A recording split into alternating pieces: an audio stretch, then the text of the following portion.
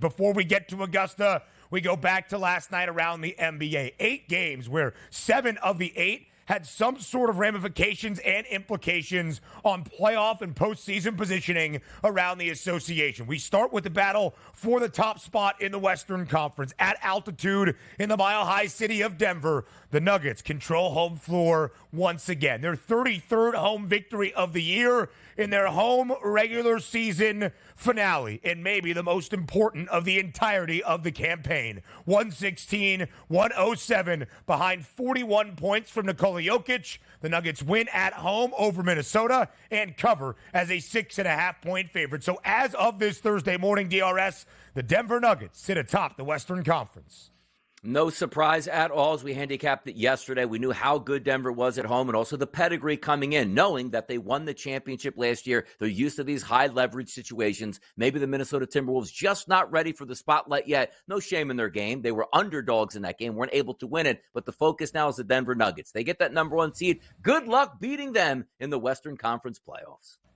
Yeah, it's going to be very difficult. Denver 33-8 straight up at home this year in their 41 home regular season games. Also, now 21-19-1 against the spread. No Karl Anthony Towns yesterday for the Timberwolves, but they expect him to be back at some point in their final 2 games of this regular season. Now we go elsewhere in the Western Conference. After an abysmal loss on Tuesday night at home in the Valley, the Phoenix Suns respond on a Wednesday night in Los Angeles. They lost to the Clippers on Tuesday. They beat the Clippers on Wednesday. Wasn't easy. Phoenix does win by 16. They cover as an 11-point favorite because we didn't see Kawhi Leonard, Paul George, James Harden, or Russell Westbrook for Los Angeles.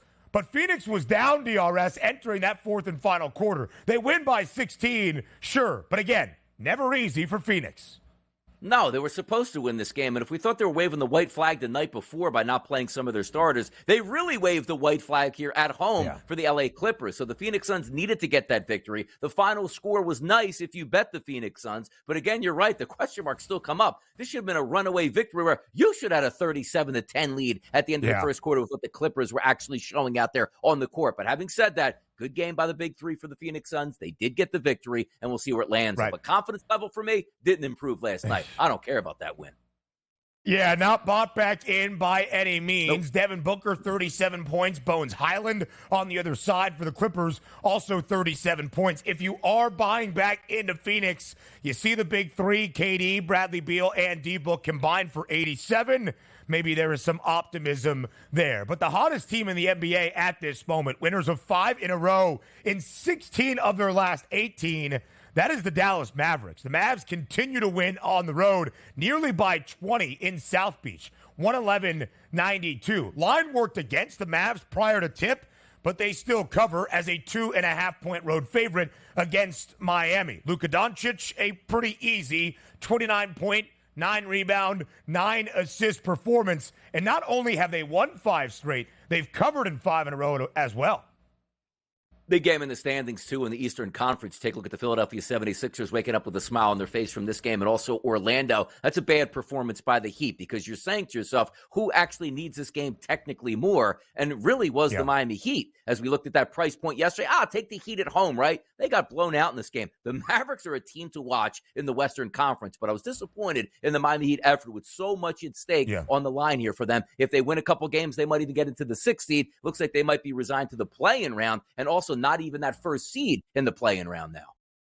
Miami falls to the 8th spot in the Eastern Conference, 2 games behind Indiana. The Pacers holding on to that 6th and final spot out of the play-in tournament. So because of the Dallas win and the LA loss yesterday, they are going to play each other in the postseason for the 3rd time in the last 5 years. The Clippers have won each of the previous 2 playoff series. A game separates LA and Dallas for who has home floor advantage. Technically, the Clips right now in that 4 spot. No Giannis Antetokounmpo last night for Milwaukee, but they win by nearly 20 at home by 18. Big game BP. Bobby Portis, 30 points. Damian Lillard scores 29 against the Magic, who entered as a road favorite. So a big win there in the first game without Giannis, who the Bucks confirmed yesterday, DRS, will be out for the remainder of this regular season.